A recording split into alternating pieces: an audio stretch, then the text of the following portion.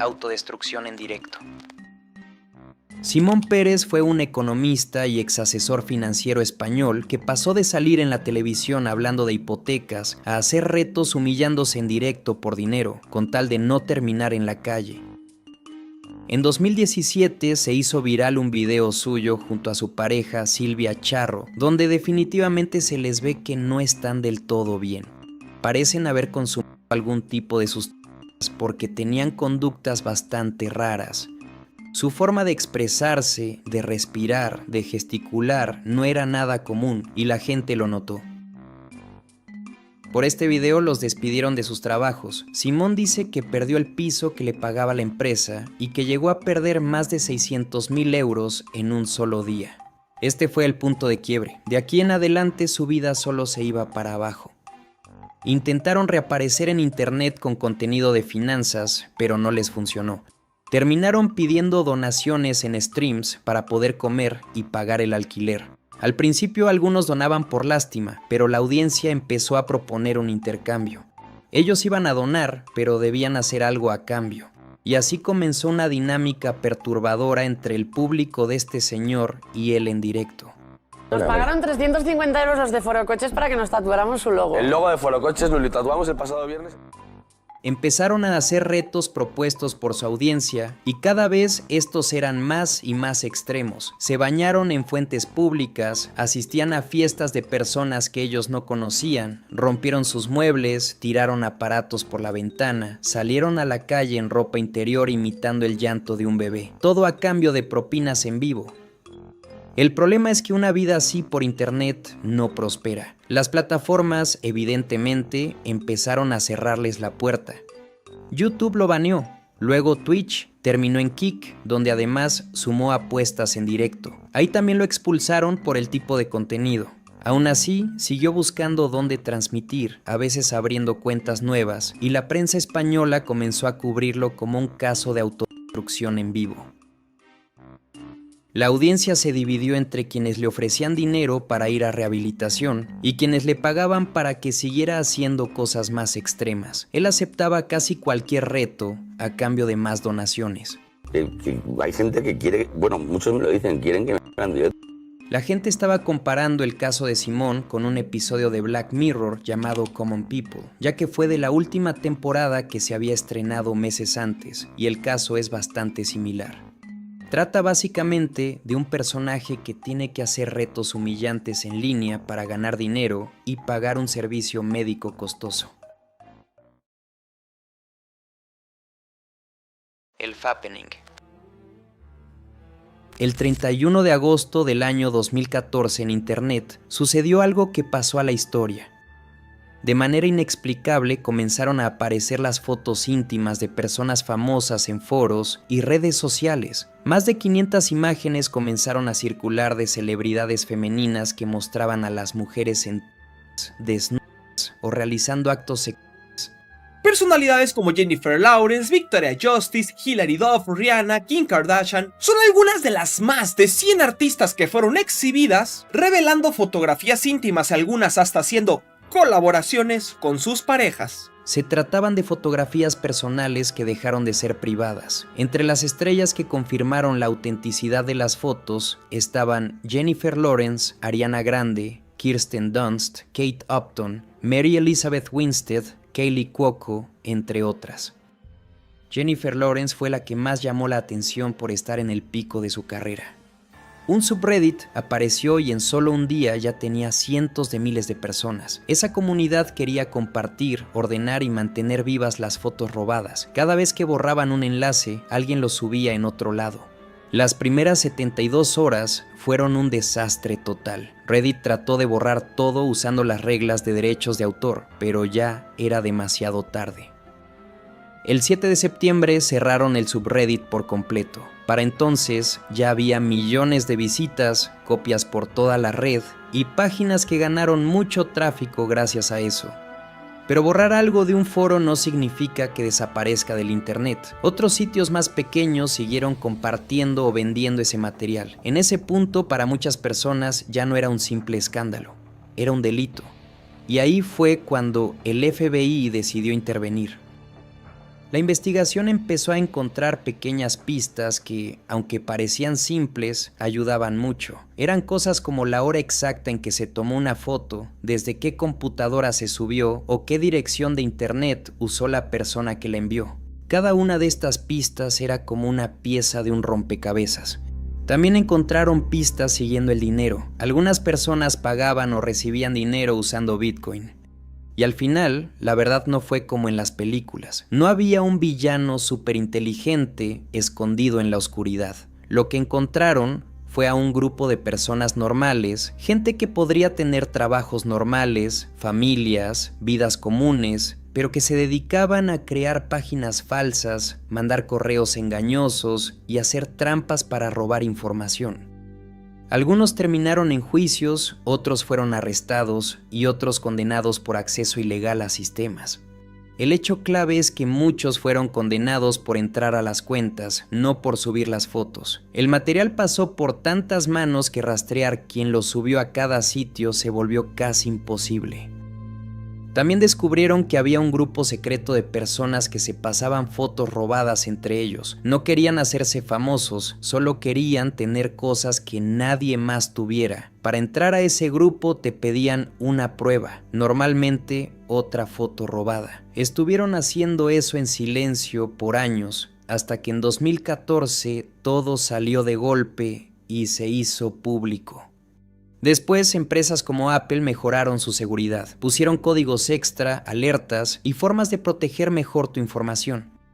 Jennifer Lawrence habla sobre la filtración de sus fotos en 2014, este gran escándalo que hubo hace unos años. Después de 3 años de haber sufrido el hackeo de fotos íntimas, J.Lo, Jennifer Lawrence, declaró que sintió como si hubiera sido violada en grupo. Ay, caray. Bueno, pues afirmó que sigue sin poder procesar este ataque que le afectó muchísimo y bueno, también afectó a estrellas como Kirsten Dunst y Kate Upton. Qué triste que esos abusos de ahora se hayan convertido en más realidad aún con los abusos de todos los escándalos en Hollywood. Jesse Slaughter. Este fue un caso bastante conocido en su época y hasta la fecha es recordado como el caso de la niña que todo internet odió. Jessie Leonard fue víctima de uno de los ciberacosos más agresivos que han existido en la red. Era mejor conocida como Jessie Slaughter, que en español se traduciría como la masacre de Jessie. Todo comenzó el 10 de julio de 2010, cuando en un foro extinto de chismes llamado Sticky Drama, apareció un post donde acusaban al vocalista de la banda Blood on the Dance Floor, Davey Vanity, de estar involucrado sentimentalmente con Jessica. Ella en ese entonces tenía tan solo 11 años, él 25, y ya tenía fama de edgy, con un historial que daba mucho de qué hablar. La noticia se hizo viral y Jessie comenzó a responder. Como el tema ya se había esparcido por todos lados, sus comentarios no hicieron más que echarle gasolina al fuego. Subió videos a YouTube insultando a sus haters, hablando como si fuera intocable, como si fuera alguien de quien deberías cuidarte.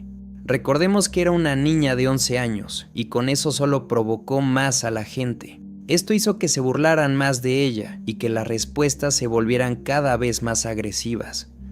Haters, stop hating on me. You're just jealous because I'm perfect and you're not. Nobody else can be this pretty with no makeup on.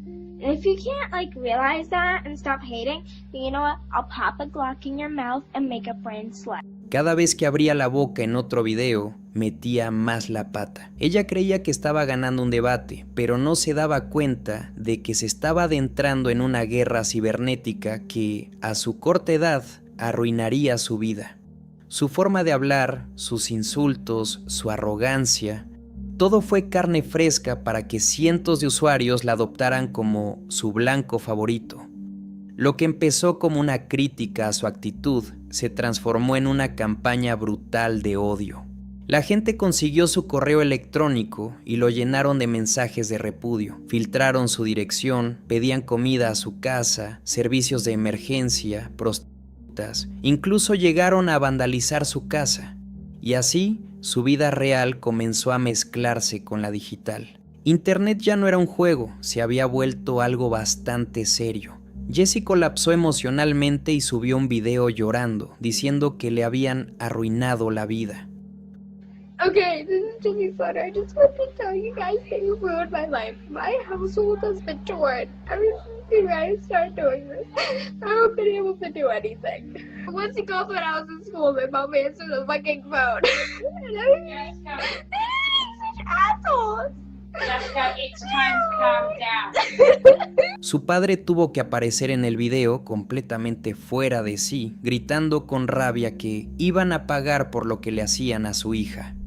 This is from her father, you bunch of lying, no good punks. And I know who it's coming from because I've backtraced it.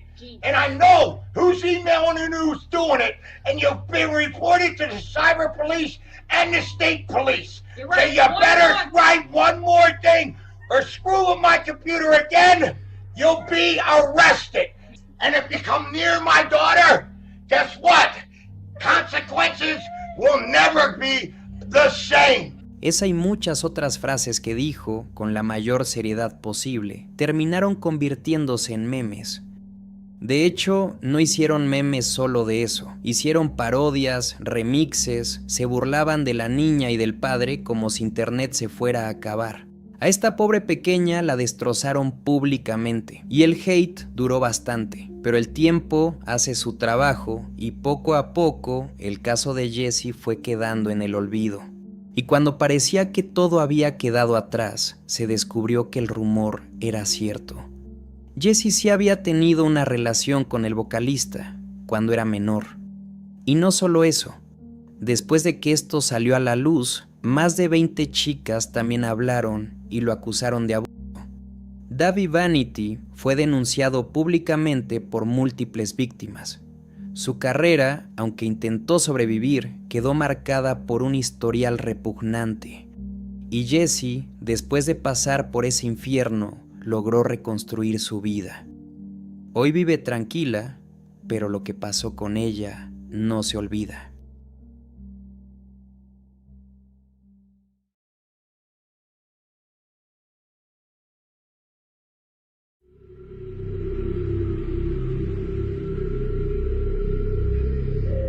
Monkey Hate.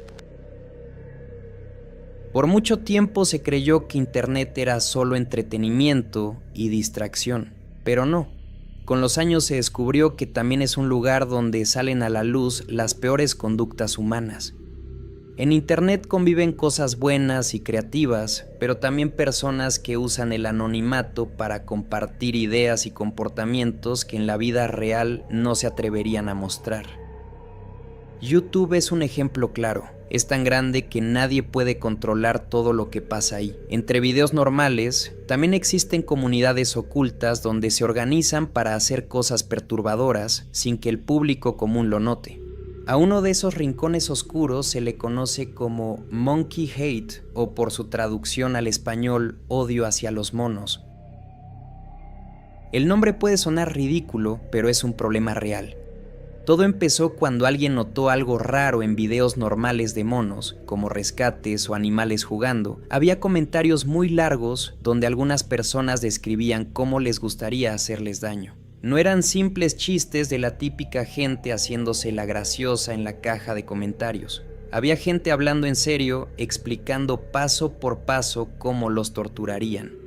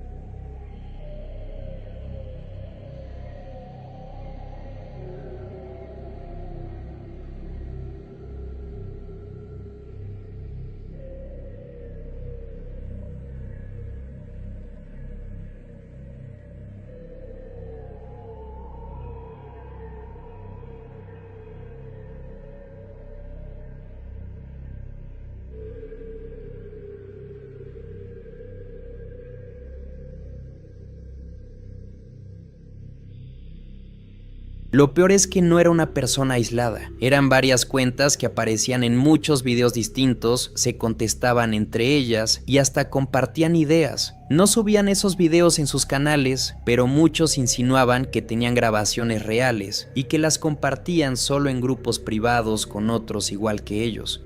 Otras personas que compartían el mismo odio desmesurado hacia los monos.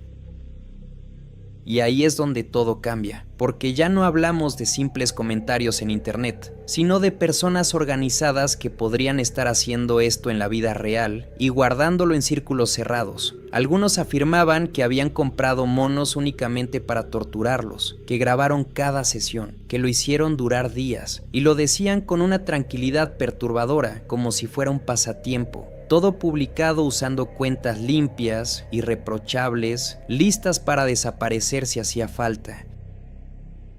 Internet terminó convirtiéndose sin querer en un lugar donde personas con ideas muy oscuras pueden juntarse. Antes estaban solas, aisladas, ahora se encuentran, se apoyan entre ellas y hacen cosas sin ser descubiertas porque saben esconderse muy bien. Ese es el punto importante. Existen grupos ocultos donde la crueldad no solo es normal, sino que la celebran.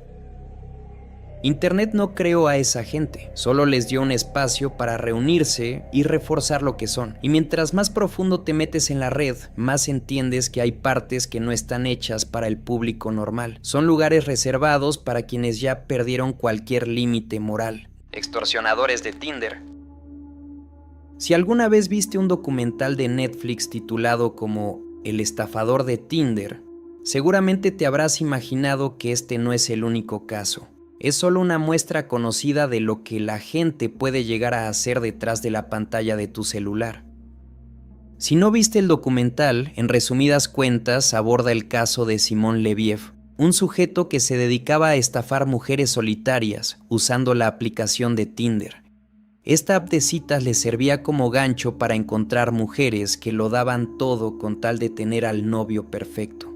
Simón hacía el papel del príncipe azul, les mostraba una vida de lujos, viajes, ropa de marca, carros de lujo, pero todo era una farsa. En realidad, todo esto no era más que una puesta en escena.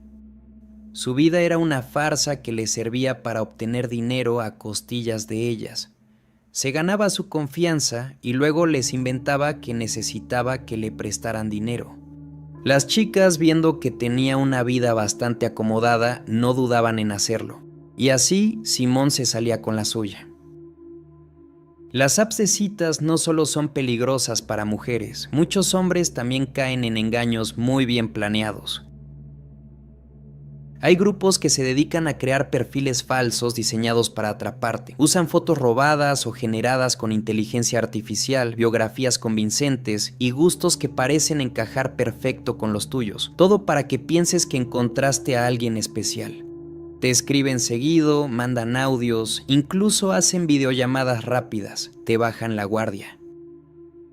Cuando ya confías, empujan la conversación hacia lo íntimo y ahí es donde todo cambia. El momento en que envías una foto o un video es el momento en que pierdes el control. Guardan ese material y de pronto ya no estás hablando con una persona que te atraía, sino con alguien que te amenaza. La extorsión empieza pidiéndote dinero, favores, más contenido, todo lo que sea a cambio de no arruinar tu vida. Y hay gente que ha perdido ahorros, trabajos y hasta su estabilidad mental por caer en esto. No siempre buscan dinero, algunos solo disfrutan humillar, manipular y destruir a otros. Este video se llama Eso me pasa por andar de cachondo, güey. Tal cual. Pues resulta, amiguitos, que estaba en Tinder sin nada que hacer, porque estaba muy aburrido y dije, bueno, pues vamos a ver qué pedo. Y entonces hago match con una morrilla que la verdad se veía bastante bien. Entonces, pues empezamos como que, oye, ¿y fotito? Ah, pues va. Le mandé una foto mía, porque ella me lo pidió, de hecho. Ella. Y entonces le mandé una de esas que solamente se pueden ver una vez. Bendito sea WhatsApp. Y ella me responde con otra. Dije, ah, pues chido, no mames. Y entonces, pues empezó como el intercambio, bla, bla, bla. Y de repente me dice la morra, güey, ¿sabes qué? Pues como que mejor nos agregamos, aunque sea Face, para ver que no seamos, para que no seamos tan desconocidos, ¿no? Porque sí está medio gacho mandarle tu pack a alguien desconocido. Y le dije, pasó un minuto y me llegó el siguiente mensaje, acompañado de un screenshot que se lo había mandado a un contacto, que dice así: atención, este tipo es un enfermo, le manda este tipo de cosas a niñas de 14 años y las amenaza con su vida si no le mandan lo mismo. A él, ayúdame a compartir para que no pueda seguir haciendo lo que hace con ellas. También se lo mandaré a tus contactos. Y puso una foto de mi perfil, que por cierto, por el rush, por el miedo y por pendejo, güey, eliminé. Después una foto de mi pack, me lo mandó y me pone. Lo voy a leer con su vocecita porque estoy seguro, güey, seguro que habla así. La neta, mira, pues carnal, la neta te tocó, soy falso. Primero que nada, no te me alteres, ¿va? Tenemos dos opciones. Una, podemos arreglar por las buenas, o sea, billete. Y borro todo antes de arreglar, te mando pruebas de otros vatos, cómo es el procedimiento y ya borro todo, cada quien por su camino y aprendiste una lección. Dos, me puedes denunciar, me puedes amenazar, me puedes bloquear o lo que quieras. Bueno, etc. Al final quería varo, güey. Y le dije, güey, ¿sabes qué? Pues órale, güey, estoy en la mejor disposición, güey. Tengo 1000 varos. Me dijo, no, güey, la neta, pues es que no me sirve de nada. La verdad es que sí estaba cagado. O sea, tenía un chingo de nervios y no sabía qué hacer. Mi cabeza estaba como dando vueltas por todos lados y terminé dándole 2500 varos, güey. Claro que sí. Entonces el güey me dijo, ok, pues mira, como prueba de buena fe y buena voluntad de mi parte, güey, voy a cancelar el envío del screenshot y el mensajito que le había mandado a uno de mis contactos. Yo así de, pues no, hombre, tipazo, güey, muchas gracias, cabrón. Y me dijo, no, pero me tienes que depositar más.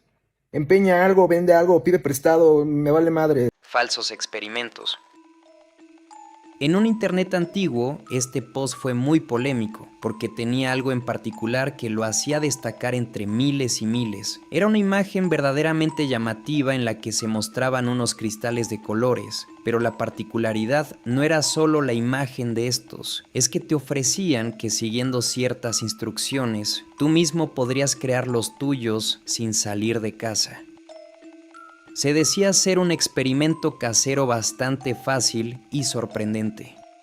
Seguido de esto, se te daban unas instrucciones paso a paso para fabricar estos cristales. Lo que necesitabas era de 5 a 8 monedas, cualquiera que fuese de cobre, una jarra de cristal, 2 cucharadas de sal y una cucharada grande de bicarbonato de sodio. Se indicaba que llenaras 2/3 de la jarra con amoníaco. El post indicaba que este se podía encontrar en cualquier producto de limpieza. Finalmente tenías que llenar el resto de la jarra con blanqueador. Teniendo todo en la jarra, debías agregar las 8 monedas y a continuación, ayudándote de un popote, debías soplar dicho contenido. El post garantizaba que en 10 minutos tus cristales estarían listos. Sin embargo, este experimento resultó ser mentira, y no solo eso. De hecho, era peor de lo que podrías imaginar. Aquellos curiosos y desafortunados que sí lo hicieron creyendo que tendrían aquellos hermosos cristales, nunca imaginaron que lo que realmente estaban haciendo era ácido clorhídrico en la forma de gas, una sustancia altamente tóxica para cualquier persona.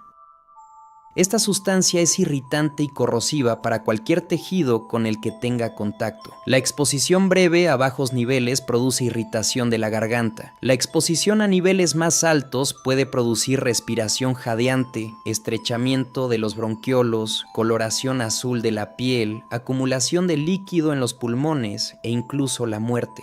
Algunos que tenían conocimiento del tema advirtieron de los resultados de esta trampa disfrazada de experimento casero. Desafortunadamente ya era demasiado tarde.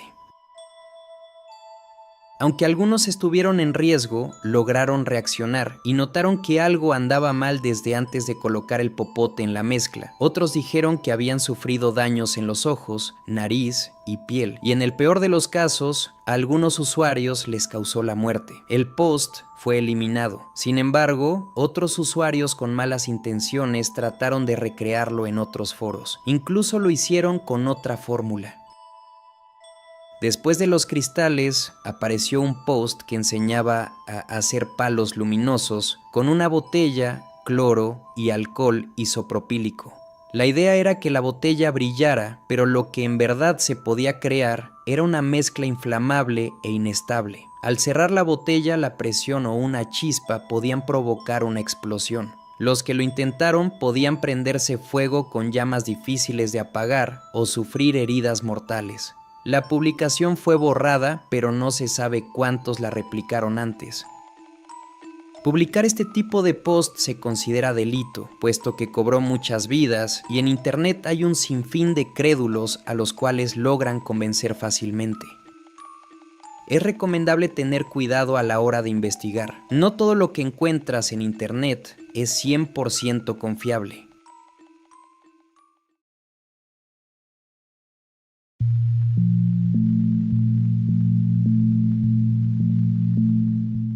Ana Poli. Ana Poli era una creadora brasileña de OnlyFans de 23 años. Era muy conocida en la plataforma, sobre todo porque hacía contenido atrevido, extremo y siempre buscando superar lo anterior. Esa fue la fórmula que la hizo famosa, pero también lo que la llevó a una tragedia.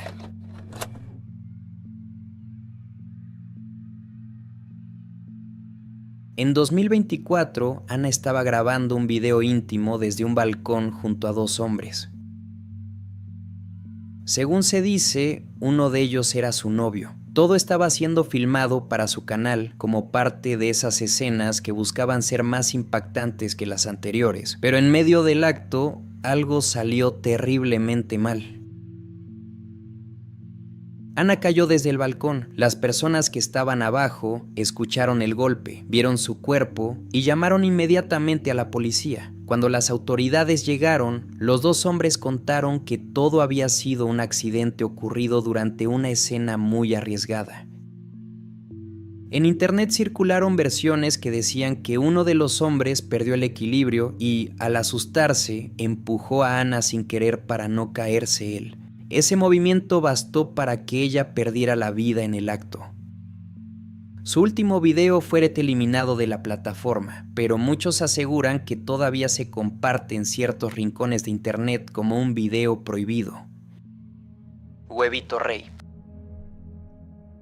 Mauricio Paredes Javier de Bugueño era mejor conocido como Huevito Rey, un youtuber y cantautor chileno que empezó subiendo videos casuales hablando de temas del momento, con un estilo bastante pesado y arrogante. También subía música y de a poco se empezó a hacer conocido en Chile. Pero su fama no duró mucho antes de que empezara el declive de su carrera. El primer escándalo fuerte ocurrió cuando un canal chileno hizo un reportaje acusándolo de pedofilia. Salieron a la luz conversaciones donde supuestamente le pedía tener relación a un menor de 13 años. La situación fue tan seria que una reportera fue hasta su casa para confrontarlo sobre lo que se le acusaba. Aún así, no recibió castigo y quedó libre. Pasaron unos años y en lugar de desaparecer, volvió a ser tema. Esta vez porque subió varios videos insultando a un youtuber llamado Choche07, quien tiene discapacidad. No solo eso, también atacó a otro creador de la comunidad LGBT, diciéndole cosas funables e incluso rozando amenazas de muerte. De nuevo, no pasó nada y siguió como si nada. En 2018 volvió a estallar otra acusación. Se filtraron mensajes donde intercambiaba fotos con una menor de 16 años. Ahora sí fue detenido y enfrentó cargos. Sin embargo, de alguna forma logró librarse y salió de prisión. Lo increíble es que en 2021 reapareció otra vez en redes, como si nada hubiera pasado. A pesar de todas las acusaciones, de todos los antecedentes, siguió subiendo contenido y manteniendo presencia en internet. Finalmente, la policía chilena volvió a detenerlo, esta vez acusado de abuso cibernético contra una menor. Un hombre de 45 años con un historial así, y aún así seguía activo hasta que nuevamente lo capturaron. Policía de Investigaciones detuvo a un conocido youtuber de Viña del Mar. El hombre de 45 años fue acusado de supuesto abuso cibernético en contra de una menor de edad. Este miércoles fue... John Lang. John Lang fue uno de esos hombres necios en el buen sentido, alguien que no se quedó callado, que vio algo sucio en su ciudad y decidió encender la luz. Vivía en Fresno, California, y según él, la policía local estaba metida en cosas que nadie debería ignorar: corrupción, abusos, extorsiones. John lo denunció, lo documentó, lo subió a internet para que cualquiera pudiera verlo. Lo hizo durante 7 años. 7 años señalando a quienes tenían poder. Y desde ahí todo empezó de mal en peor. John decía que lo seguían, que lo vigilaban, que pasaban autos frente a su casa a cualquier hora, que su puerta no se sentía segura. Al principio sonaba como paranoia, hasta que empezó a subir pruebas en video. Personas mirando por la cerca, vehículos deteniéndose justo frente a su ventana, sujetos que, sin vergüenza, instalaban aparatos térmicos para ver dentro de su casa, como si estuvieran cazando a un enemigo. Y cuando se daban cuenta de que él los grababa, actuaban como si nada, como si su intimidación fuera tan rutinaria que ni siquiera se molestaban en disimular. John no era perfecto, no era famoso y no tenía un ejército de seguidores. Solo era un tipo que quería evitar que otros fueran víctimas de lo mismo que él veía venir. Pero conforme sus pruebas crecían, su entorno comenzó a colapsar. Acusaciones inventadas, supuestas denuncias en su contra, personas extrañas rondando su calle, hasta vecinos metidos en la historia. John dijo varias veces en redes sociales que sentía que lo iban a matar. No era una frase dramática. Sonaba a alguien que ya sabía cómo iba a terminar su historia y se aferraba al único megáfono que tenía: Internet. El 26 de enero del 2016, John Lang fue encontrado muerto dentro de su casa, apuñalado y quemado. Un final tan grotesco que no parecía casualidad. Y lo más extraño es que su caso prácticamente no apareció en los grandes medios, como si nadie quisiera tocarlo, como si alguien hubiera dicho: no conviene hablar de esto.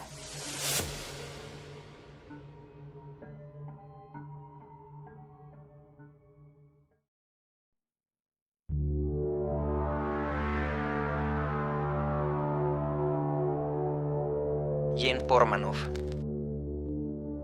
Hablar de este caso es algo incómodo porque pasó frente a miles de personas y nadie hizo nada al respecto, sino por lo contrario, ayudaron para terminar con la vida de este tipo. Este es el tipo de historia que te recuerda que Internet puede destruir a alguien sin una gota de sangre. Jen Pormanov era un streamer francés. Empezó como muchos otros, jugando videojuegos, hablando con su chat y poco a poco consolidando una comunidad que lo hacía destacar en directo. Pero cuando llegó Kick, la cosa no terminó nada bien. Kick en ese momento era una plataforma sin reglas, era pura libertad. Un sitio como Twitch, pero básicamente sin tantas limitaciones. Y mucha gente lo vio como el paraíso del streaming. Pero Kick terminó siendo otra cosa, una prueba de estrés para la moral humana. Nos enseñó por qué las plataformas necesitan reglas y qué ocurre cuando todo está permitido. Jen y su grupo de amigos encontraron ahí el espacio perfecto para un contenido que se fue retorciendo poco a poco. Desde un inicio había cierto humor que no era común. A Jen le hacían bromas muy pesadas y en lugar de bajar el tono en directo, cada día lo subían más.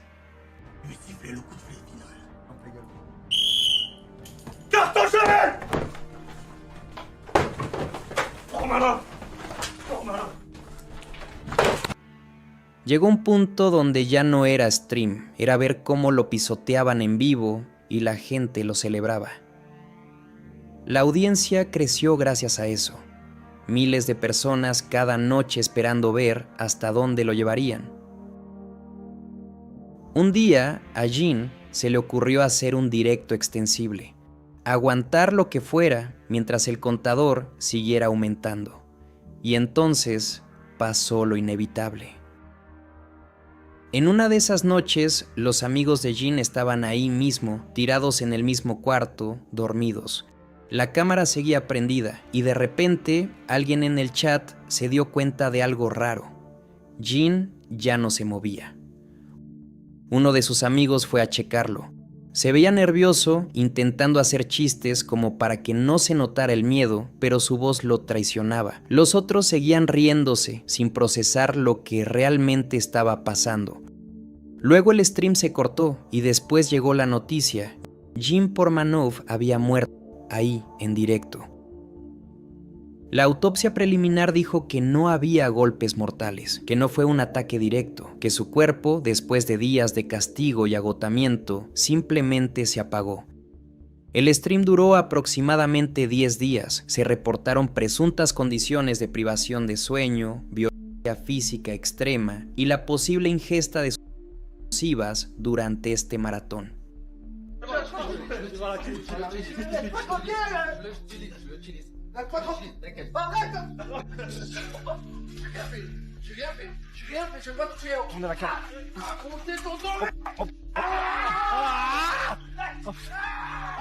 Kik ya sabía quién era Jin, hasta habían hecho bromas con su foto como si fuera parte del chiste. Y cuando estalló todo y la gente empezó a reclamar, sacaron un comunicado seco, queriendo despegarse del problema, como si no supieran nada, como si no se hubieran reído primero. Smart Schoolboy 9.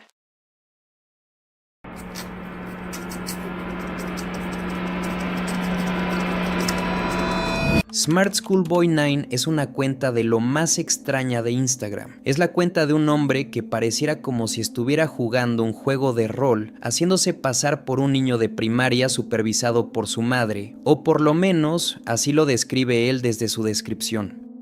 Sus videos, más allá de tener algo que agrade al público, tiene una imagen que perturba. Si ya de por sí que un adulto quiera pasar tanto tiempo haciendo el papel de un niño en redes es extraño, la manera en la que lo hace deja mucho de qué hablar.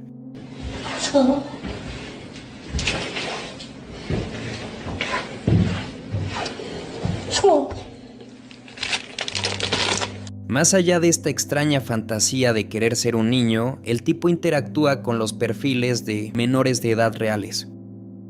Muchos lo identifican como alguien trastornado y peligroso. Cuando alguien lo cuestiona, responde agresivo y acusa al otro de ser pervertido. Se puede entender por su forma de interactuar en esta cuenta que busca validar la ficción, ganar atención y entrar en espacios donde hay niños. Pero pronto, cuando el tema se amplificó, se descubrió que no era la única cuenta rara. Había varias cuentas con este mismo estilo particular. Parecían perfiles distintos, pero seguían el mismo patrón.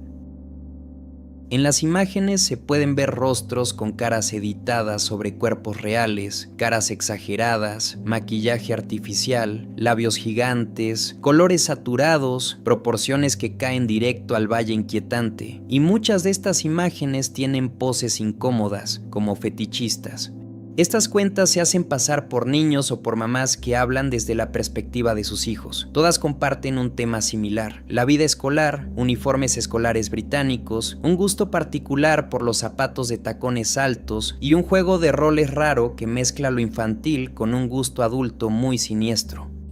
So, that's the account run by a man pretending to be a boy. I'm Stephanie.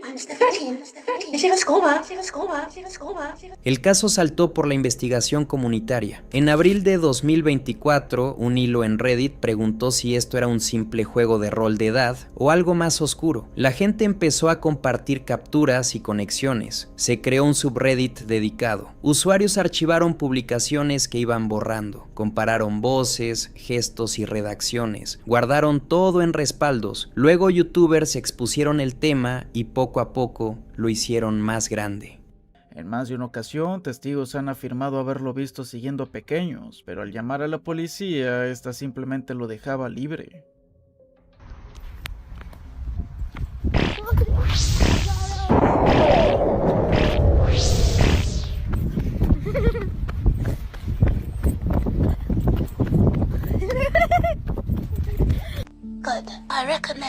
Good, I recommend these.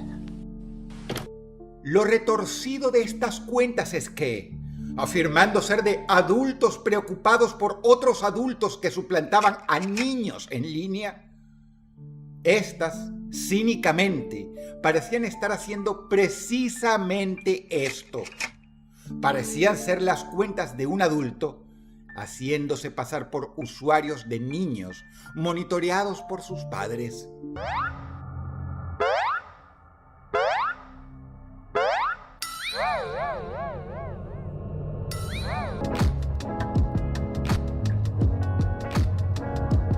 Lo más alarmante es que, además de todo lo que ya vimos, en la cuenta existieron fotos muy explícitas, fotos de cuerpos adultos con poca ropa donde la madre se tomó el tiempo de colocar la cara de su hijo. Creo que en este punto ya resulta obvio que quien estaba detrás de la cuenta de TrueStick11 no era una madre preocupada por la seguridad de los niños en internet, sino un posible depredador que fantaseaba con hacerse pasar por un niño, o aún peor, un depredador que se hace pasar por niños para acercarse a ellos. El caso de estos perfiles empezó a estar en boca de todos y la exposición trajo dos efectos. Por un lado había más personas investigando el caso y por otro empezaron los memes, las reacciones, los usuarios empezaron a hacer del tema un chiste y ese ruido no hizo más que diluir la alarma. Todo mundo empezó a usar la imagen de Smart Schoolboy 9 en sus perfiles de TikTok sin saber la oscura verdad que había detrás.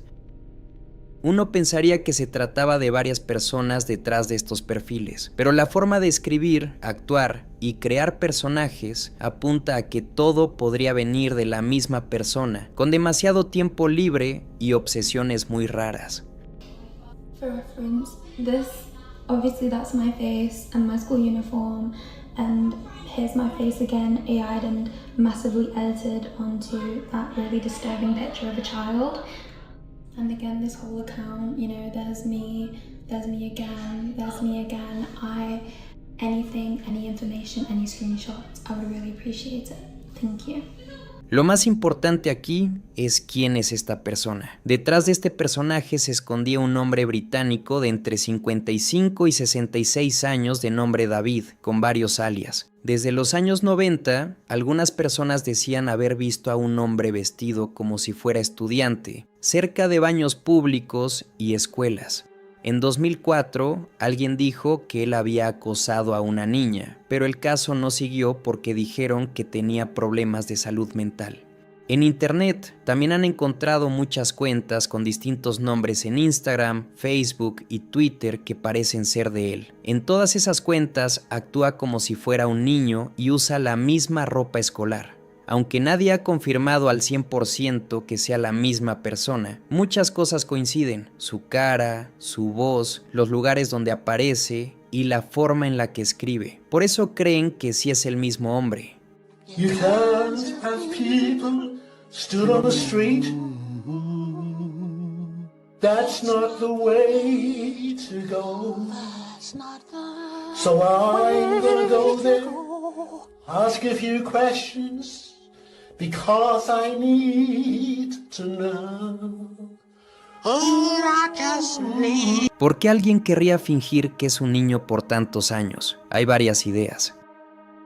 Una dice que tal vez esa persona tuvo un problema cuando era niño y nunca lo superó, así que actúa como si todavía fuera pequeño. Otra idea es que tiene diferentes personajes en su mente y cada uno hace cosas distintas. Y hay una explicación más seria, que sabe exactamente lo que hace y usa esa apariencia de niño para estar cerca de menores y parecer confiable. Puede ser una mezcla de todo eso. Lo importante es que esto es peligroso. Es un adulto obsesionado con hacerse pasar por niño, hablando con menores y creando muchas cuentas en internet para que parezca normal. Al final no atraparon a nadie ni hubo confesiones. La persona sigue cambiando de nombre y regresando. Caso de swatting mortal. A finales de diciembre del año 2017, en Wichita, Kansas, estaba Andrew Finch, de 28 años, padre de 2 niños, teniendo una noche completamente normal. No tenía la más remota idea de que alguien a miles de kilómetros había decidido usar su dirección para hacer una broma pesada que terminaría en tragedia. Andrew no conocía a nadie de los involucrados, nunca habló con ellos, nunca jugó con ellos, ni siquiera sabía de su existencia. Y todo comenzó por una ridícula partida de Call of Duty y $1.50. Ese día, dos jóvenes llamados Casey Beaner y Shane Gaskill estaban jugando en línea y apostaron $1 con 50 centavos.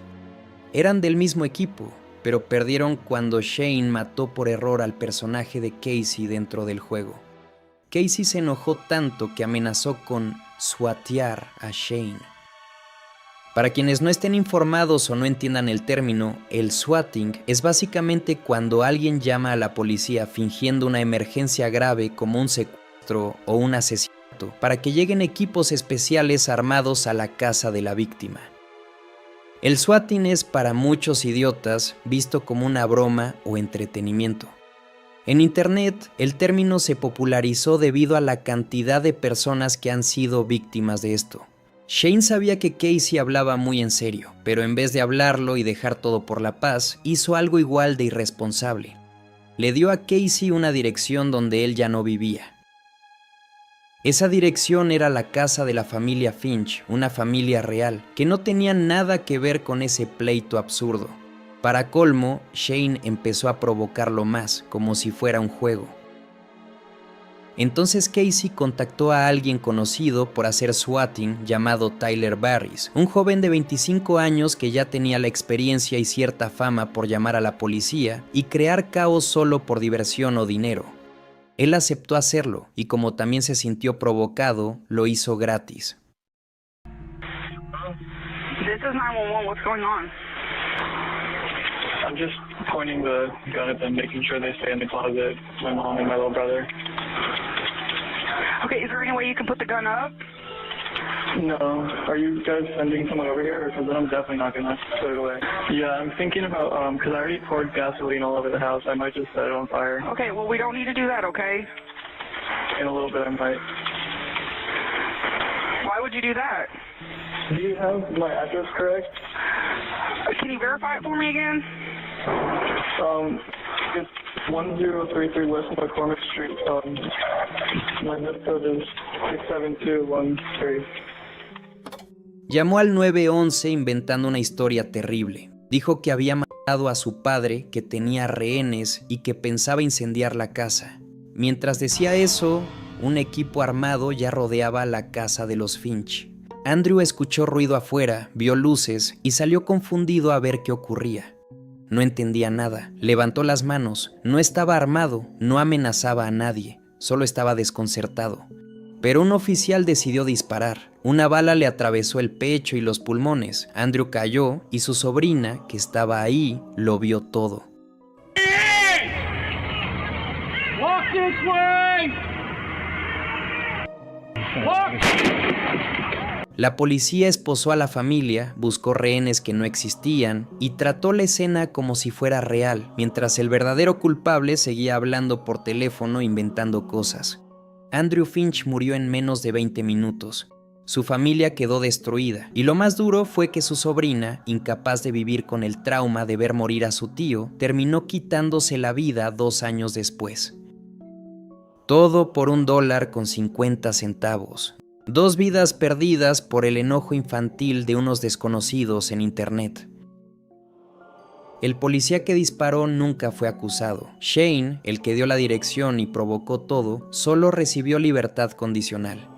Casey, que pidió el swatting, estuvo apenas 15 meses en prisión. Y Tyler Barris sí recibió una sentencia larga, pero por varios casos de swatting, no solo por este.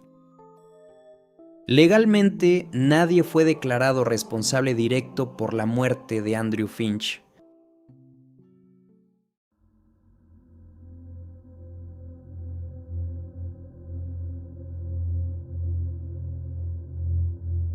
Luca Magnotta.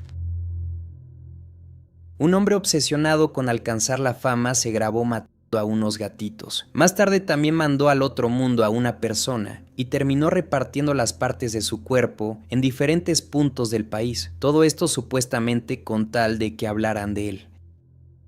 ¿Pasó en la vida real? Netflix hizo una serie de esto. Esta persona, antes de subir este video, él ya hacía videos similares, pero con gatos. Esta persona en Netflix tiene una serie que se llama No te metas con los gatos. Ah, es claro. Él. Claro, ok. Él, esta persona hacía videos desviviendo gatos. En 2010 apareció en YouTube un video llamado Un joven, dos gatitos. En él se veía a 2 gatitos sobre una cama y a un joven con sudadera verde que los acariciaba. Después los metía a una bolsa de plástico y usaba una aspiradora para sacarles el aire, provocando que se asfixiaran. El video se volvió viral de inmediato y miles de personas se indignaron. Grupos defensores de animales comenzaron a investigar para encontrar al responsable. Como en el video no se veía su rostro, analizaron cada detalle, el cuarto, los objetos, cualquier cosa que pudiera dar una pista. Mientras ellos intentaban identificarlo, él jugaba con ellos, creaba cuentas falsas, enviaba pistas confusas e incluso publicó una foto suya borrosa. En otra ocasión, desde un perfil falso, escribió: "La persona que buscan es Luca Magnotta". Esto llevó a los usuarios a buscar ese nombre y encontraron perfiles que parecían mostrar a un modelo famoso que viajaba y vivía rodeado de lujos, pero pronto descubrieron que esas fotos estaban editadas. Alguien había pegado la cara de Luca encima de otras personas. De hecho, era una persona narcisista extrema. Tenía más de 70 páginas de Facebook hablando de él mismo. Tenía alrededor de 100 páginas web hablando de él mismo. O sea, imagínate, él mismo se adulaba en redes, en todo. Y tomamos una foto de él. No era nada agraciado. O sea, perdón, no era nada feo. O sea, el chavo estaba... O sea, tenía un porte, joven, era un modelo. Era modelo el tipo. Quería ver. ser modelo y era modelo. A ver. Era él. No inventes. Y tenía una super voz el tipo. O sea, mira. Era modelo. Sí, está guapísimo. O sea, tiene, obviamente ya aquí como que ya no, pero... Yo lo veo súper atractivo. Pero el tipo tenía unos rasgos así. De hecho, él por un comentario que le hicieron, él empezó a tomar así como que... Porque le dijeron que tenía un rostro angelical. Cada vez que parecía que estaban cerca, algo los hacía retroceder. Pero en sus búsquedas encontraron una entrevista que Luca había dado 3 años antes del video de los gatitos. It's all because of this whole rumor of you dating Karl Homolka. This is the thing that's... The rumors destroyed my life, basically, and I've been receiving death threats. My address is posted, that's why I had to move. I want my Pomeranian back. It was taken out of my SUV. I'm about to have a nervous breakdown here. My reputation is completely ruined. I just want everybody to I want to set the record straight that me and her have absolutely no connection. I go in to see casting directors. I go in to see agents. You know, they know who I am. You know, it's all over everywhere. I started being a stripper, and then basically I went from there to doing adult films, and I'm not ashamed of doing the adult films. I have a problem though with people saying those to relatives, and now nobody wants to talk to me. I don't have anybody basically. Whoever's doing this, you know, please stop. You know, you're doing a lot of harm. Estaba molesto porque lo relacionaban con Karla Homolka, conocida como la Barbie asesina, y quiso aclarar que no tenía nada que ver.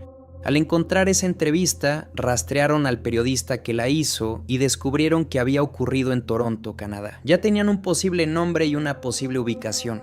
Mientras avanzaba la investigación, Lucas siguió subiendo videos donde mataba a más gatitos. Uno lo ahogó en una bañera y a otro se lo dio a una serpiente. La gente estaba aterrorizada y avisó a las autoridades, pero nadie hizo nada. El 25 de mayo de 2012 apareció un video de 11 minutos llamado Un lunático, un picahielo. Ahí se veía a un hombre inconsciente, sin ropa y atado a una cama. Luego alguien se acercaba, lo acariciaba y empezaba a apuñalarlo. Después cometía actos aún más perturbadores y en una parte del video alimentaba a un perro con carne humana. Todo quedó grabado. Poco después, un conserje encontró una maleta cerrada con candado, llena de gusanos y con un olor insoportable. Dentro había un torso humano sin brazos, piernas ni cabeza. Cerca había bolsas de basura con más cosas horribles, un cachorro muerto, mantas manchadas, herramientas con restos de piel y una sierra eléctrica. También encontraron documentos con el nombre Luca Rocco Magnotta y un recibo que decía Departamento 208. Todo indicaba que el crimen había ocurrido ahí.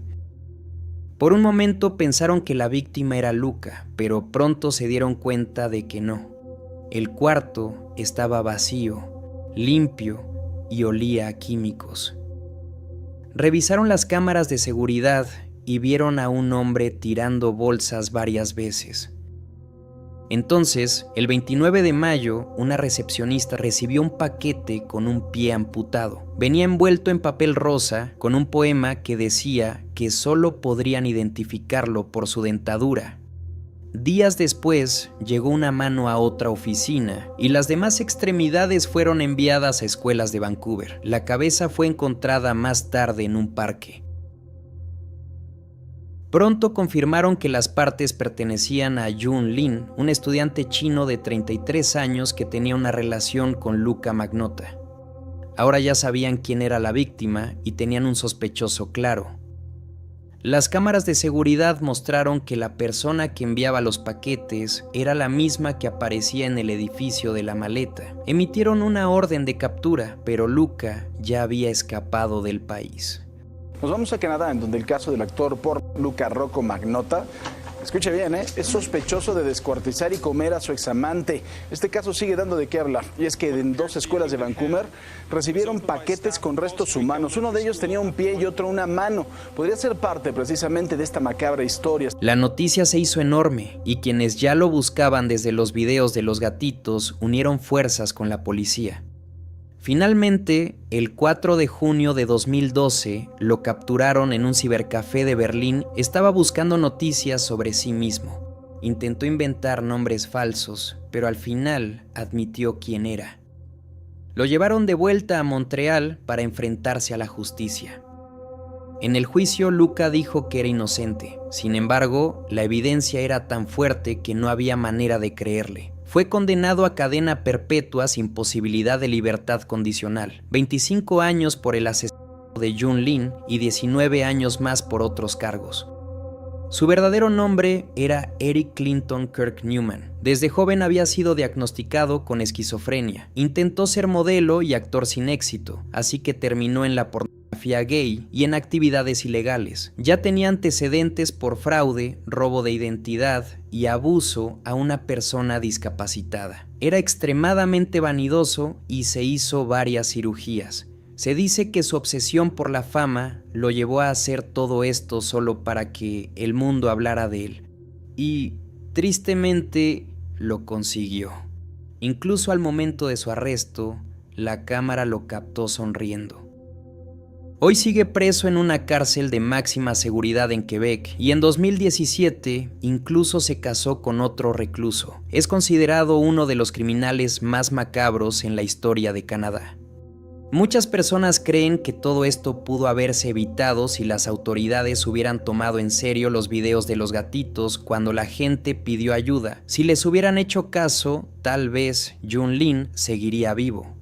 Los paquetes fueron enviados a 2 escuelas de Vancouver en Canadá y de inmediato la policía confirmó que los restos pertenecen al cadáver de Jun Lin, el estudiante chino reportado como desaparecido y a quien supuestamente mató y desmayó el actor porno Luca Rocco Magnotta. El primer paquete fue abierto por el personal de la escuela primaria poco después de la 1 y el pie fue descubierto esa misma tarde por el personal de la otra escuela.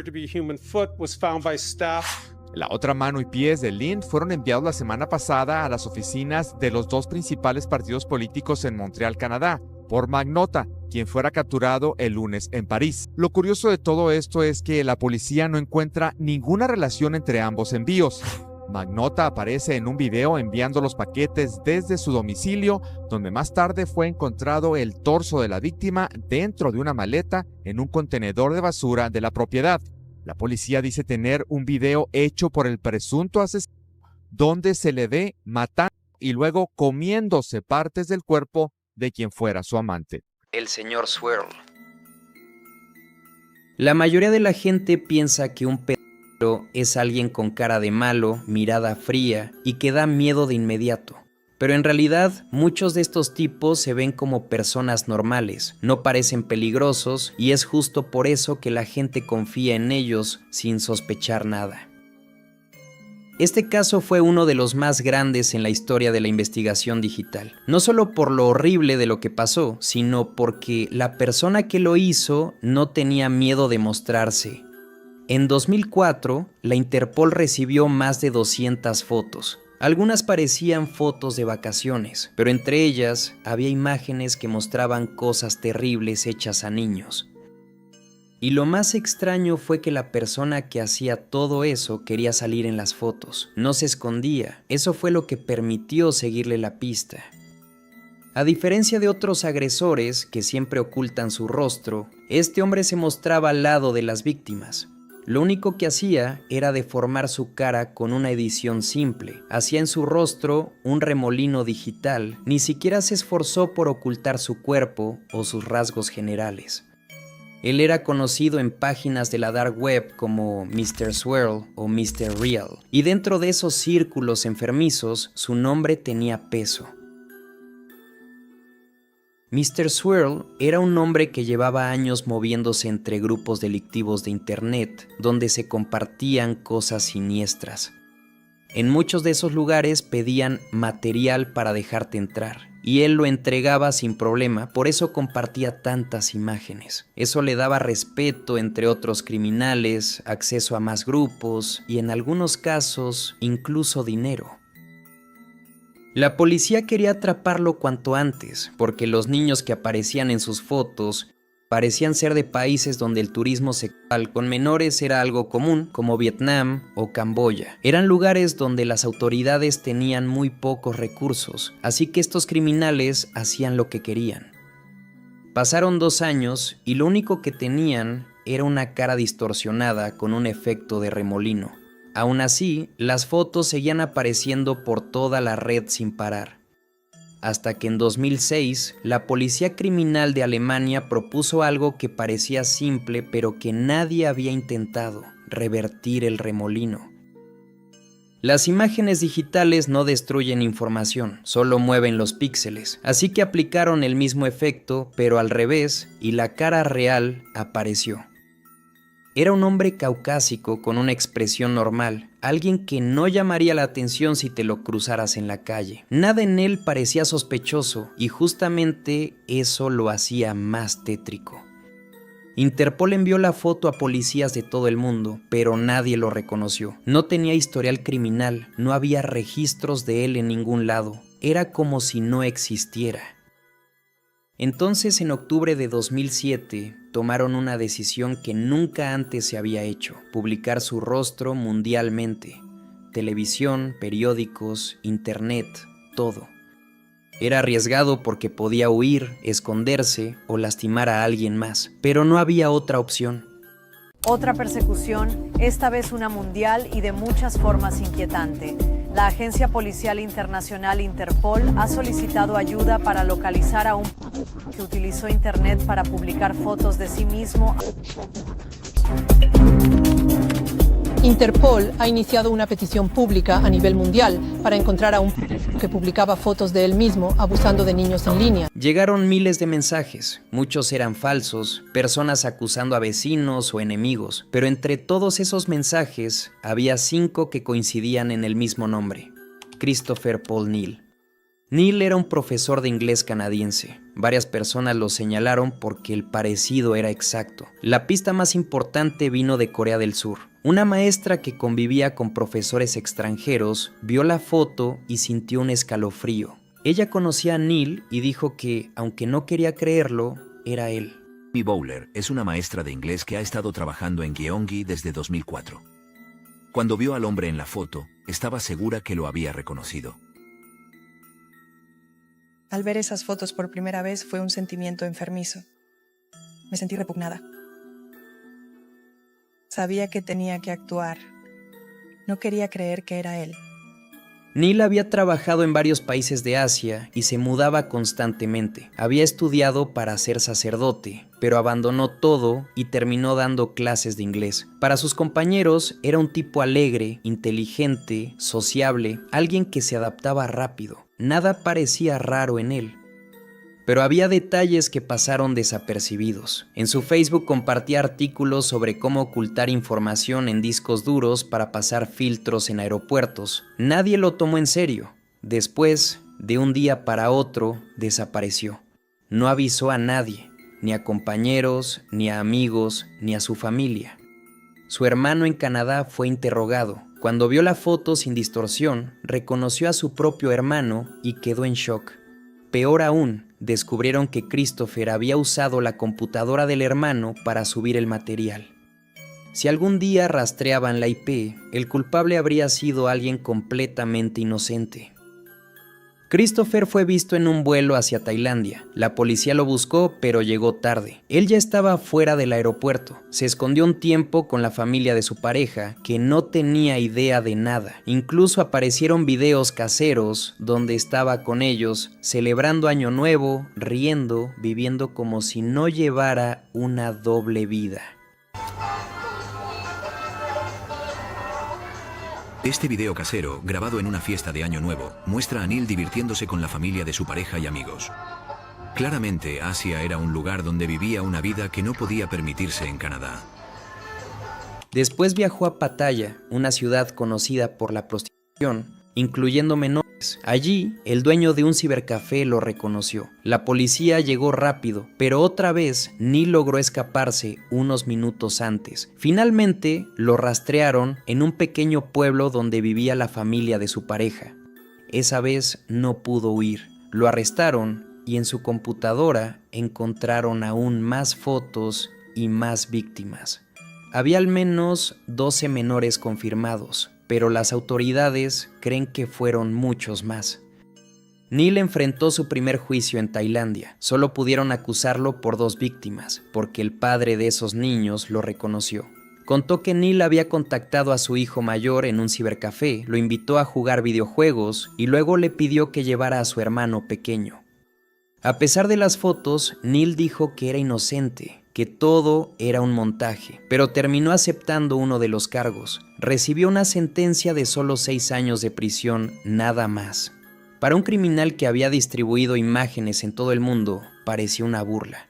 Pero las autoridades tailandesas explicaron que era muy difícil conectar legalmente todas las pruebas internacionales. Después de cumplir su condena, Neil fue deportado a Canadá, donde solo pudieron acusarlo de posesión y distribución. En 2017 quedó libre bajo libertad condicional. Hoy este hombre sigue caminando entre la gente. No parece un criminal, no parece un monstruo, pero es uno de los abusadores más documentados y peligrosos que han existido en Internet. Señor Jinx. Por un tiempo, esto se trató como una simple tendencia, como si fuera una tontería más de jóvenes con nada mejor que hacer. En realidad, fue otra muestra de lo que pasa cuando Internet le da voz a ideas que nunca deberían salir de la cabeza de nadie. Ya nada más con el nombre podrías detectar una gran red flag.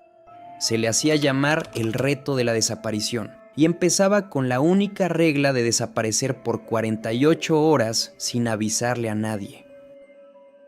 No podías mandar ningún mensaje, ni llamar a nadie, ni dar señales de vida por ese tiempo. Ganaba quien lograra que su familia entrara en pánico y presentara una denuncia. Quien lograra salir en redes, en una nota o en la televisión, era tratado como una especie de campeón. Se convirtió ya en la principal causa de desaparición de niños y adolescentes en las últimas 2 semanas, donde según las autoridades ya se documentaron al menos 10 casos. El desafío se llama desaparecer y consiste en que los niños y adolescentes se escondan por más de 48 horas sin que nadie sepa en dónde se encuentran para que sus familiares lo reporten y las autoridades emitan una alerta Amber. Nadie pensó que esto iría más lejos que un simple juego. Pero hubo quienes vieron una oportunidad en medio de la estupidez colectiva. Personas retorcidas se aprovecharon de la moda y la usaron como gancho para acercarse a adolescentes vulnerables.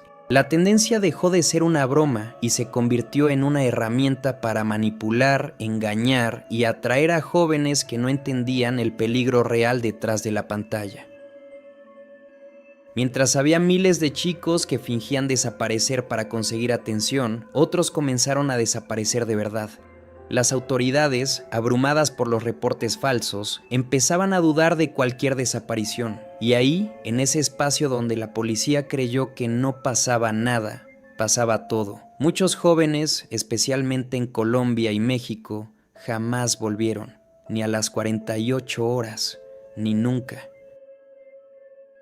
Los casos están en aumento, menores desaparecidos, pesquisas que día a día ponen en alerta a las autoridades baja californianas. Siento que ellos se ven en los medios de comunicación o en las redes sociales que lo están localizando sus papás o que hay un en la mayoría de los casos presentados en Tijuana. Ya es una cuestión de una inestabilidad dentro de la familia, ¿no? Porque a lo mejor muchos menores optan, o ya adolescentes, ¿verdad? Optan por salirse de...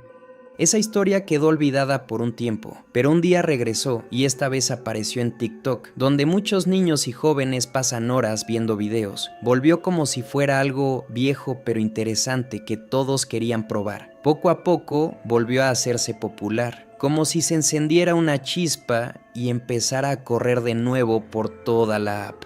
Y ya sabes cómo es, si le dices a un niño que no haga algo, muchas veces es lo primero que intenta. Y entonces ocurrió en León, Guanajuato. 5 adolescentes desaparecieron uno tras otro en abril, no se fueron juntos. No había un patrón claro al principio. No eran hijos de políticos, ni millonarios, ni gente con enemigos. Eran jóvenes comunes que dejaron de contestar el teléfono, salieron de casa sin explicación y no volvieron. Las familias denunciaron. La policía dudó, pensando que seguramente era obra del dichoso reto. Cuando finalmente tomaron las denuncias con seriedad, empezó a salir la verdad.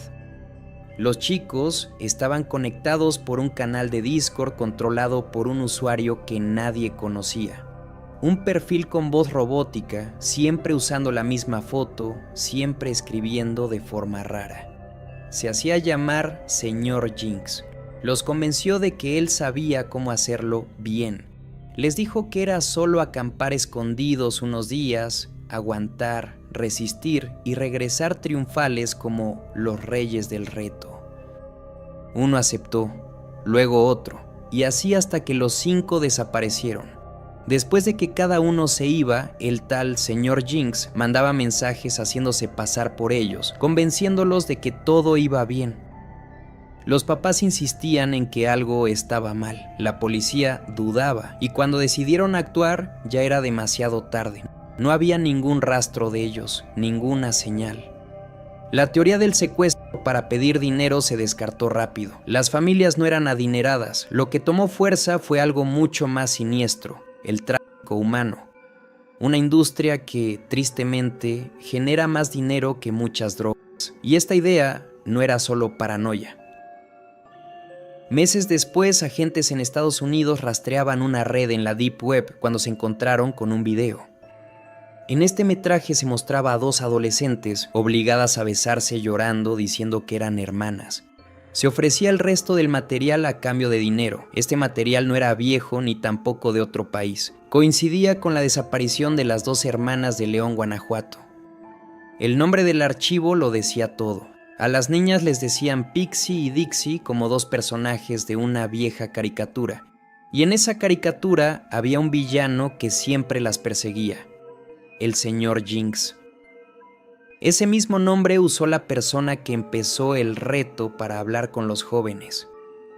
Era la misma firma, la misma persona escondida detrás de una pantalla. La policía nunca descubrió quién era. Y hasta hoy nadie sabe qué pasó con los 5 adolescentes que desaparecieron. No dejaron mensajes, no regresaron a casa, no hubo ningún final feliz. Todo empezó porque alguien quiso llamar la atención, porque alguien pensó que desaparecer 2 días era una excelente broma. Internet puede hacer famosa cualquier idea, incluso si esa idea puede arruinar vidas. Ese reto sigue apareciendo cada cierto tiempo.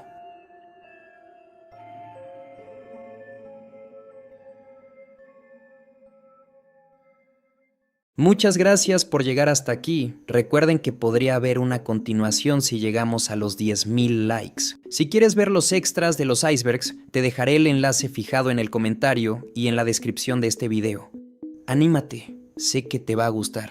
Recuerda que el nivel 6 está diseñado para mostrar lo más turbio y oscuro. Ahí se encuentra lo más profundo del iceberg, donde puedo hablar de ciertos temas sin limitarme por problemas de monetización. Si decides pagar esta membresía, estás advertido, las cosas ya van más allá.